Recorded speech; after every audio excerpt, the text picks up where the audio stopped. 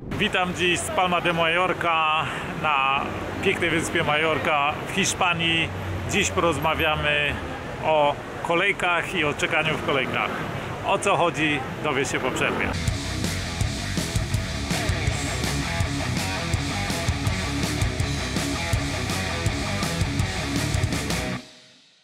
Witam ponownie z Palma de Mallorca. Za mną widać katedrę w Palmie. Przepiękne miasto, bardzo dużo secesyjnych budowli w tym stylu tutaj. Przepiękne, bardzo polecam. Byłem już parę razy na Majorce, ale tutaj właśnie w Palma jeszcze nie zawitałem, z tego co pamiętam, bynajmniej nie w tej części historycznej, nie w Starym Mieście, a naprawdę warto zobaczyć. Dziś porozmawiamy o kolejkach, bo spotykam się z takim niezrozumieniem od ludzi, nie tylko od moich fanów, ale też w moim otoczeniu, może rodzina, znajomi, którzy mówią: dlaczego ty teraz podróżujesz, jest niebezpiecznie, jest pandemia, są zaostrzenia, znaczy możesz się zarazić, ale oprócz tego są obostrzenia, trzeba robić testy, trzeba jakieś tam rzeczy wykonywać, dodatkowe problemy przy podróżowaniu. Po co ci to wszystko? Nie lepiej przeczekać tą pandemię, aż odpuszczą rządy, aż się poprawi i będzie wszystko dobrze. Po co to robisz? I właśnie dzisiaj, jak tak chodzę sobie tutaj po Palmie, to dźwięczy mi w uszach taka piosenka In the Waiting Line.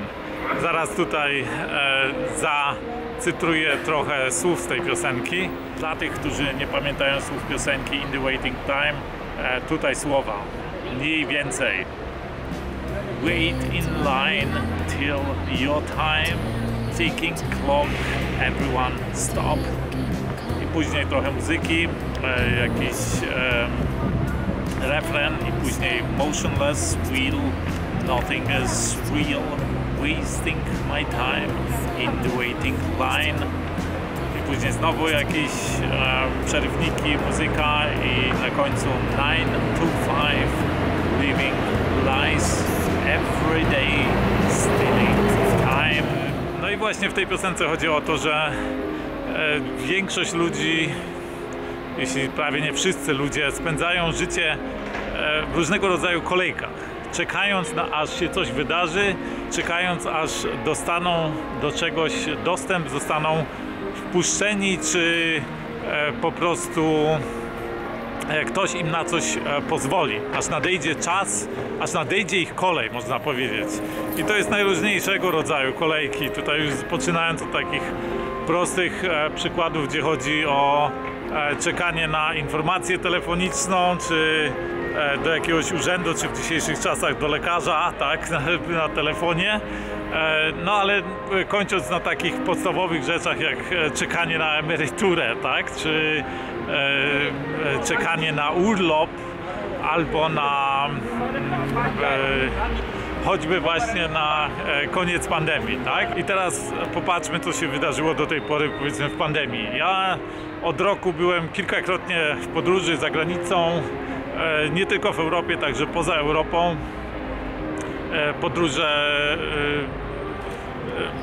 lotnicze i inne. Natomiast większość ludzi, mimo że normalnie podróżują, po prostu przestawiła całkowicie swój lifestyle, swój jakby modus życia i po prostu od roku siedzi w jednym miejscu, bardzo się ogranicza, bo czeka, aż się coś zmieni. I oni w ten sposób całkowicie realnie stracili rok życia. Znaczy oczywiście pewnie coś zrobili w tym czasie, natomiast jakby czekają na to, aż ktoś im pozwoli żyć normalnie. W Polsce jest lockdown, pozamykane są restauracje, w Niemczech nawet sklepy są pozamykane. Ja mam taką filozofię, że nie pozwalam po prostu, żeby ktoś inny decydował o tym, co i kiedy ma się w moim życiu wydarzyć. To ja decyduję o tym, co i kiedy się w moim życiu wydarza. I jeśli są nieodpowiednie ku temu warunki, to wyjeżdżam tam, gdzie są odpowiednie warunki. Oczywiście jest tak, że w pewien sposób wykorzystałem czas pandemii, żeby dokonać zasadniczych postępów czy pewnych kroków w moim biznesie, w moim życiu, jakby korzystając z tych jakby ograniczeń, ale z drugiej strony nie pozwalam rządom, nie pozwalam innym ludziom w ogóle na to, żeby oni decydowali, kiedy mi coś wolno zrobić, kiedy na mnie przyjdzie czas, żeby mogę normalnie żyć, podróżować albo pójść do kawiarni czy do restauracji. Ja po prostu o tym sam decyduję i wyjeżdżam tam, gdzie to jest możliwe, bo nie pozwalam na to, żebym czekał w jakiejś kolejce na swoją kolej, tak? Aż ktoś mnie gdzieś wpuści albo mi na coś pozwoli. Natomiast niestety jest tak, że większość z nas spędza czas swojego życia w najróżniejszych kolejkach, czekając na pozwolenie, czekając aż się coś wydarzy, czekając aż ktoś im na coś pozwoli. Tutaj piękne widać budowle secesyjne, mnóstwo jest tego tutaj na Majorce, tudzież w Palmie. Także bardzo polecam odwiedzenie tego miasta. I to nie jest tylko moja filozofia. Mój przyjaciel, miliarder i najlepszy obecnie przedsiębiorca w Rosji, Igor Rybakow, tą właśnie filozofię opisał w swojej książce, którą niedawno notabene wydaliśmy ze wspólnikami. Książka Rusz się, Twoja droga do sukcesu. Polecam bardzo, to jest tylko jedna z jego filozofii, z jego narzędzi, które pozwalają mu osiągać tak wiele, że po prostu chodzi o to, żeby nie tracić czasu czekając na decyzje innych ludzi, na to, że ktoś ci coś pozwoli, ciebie gdzieś wpuści.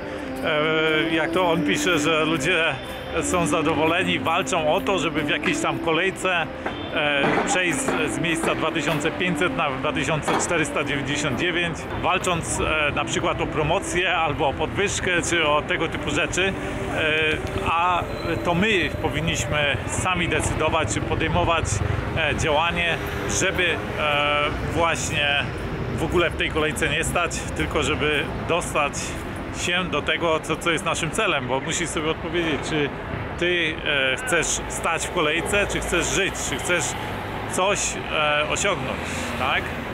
Także to tyle na dziś. Mam nadzieję, że trochę ci to dało do myślenia, trochę z tego wyniosłeś.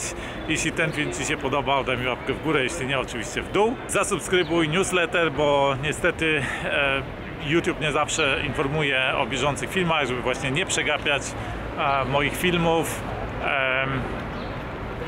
Podziel się tym filmem z bliskimi, ze znajomymi, kiedyś ci za to podziękują. Ja tutaj mówię o tym, jak robić w życiu rzeczy wielkie, jak robić rzeczy niemożliwe, jak to robią najlepsi przedsiębiorcy świata, miliarderzy. Mówię też o ekonomii, o pieniądzu, o kryptowalutach.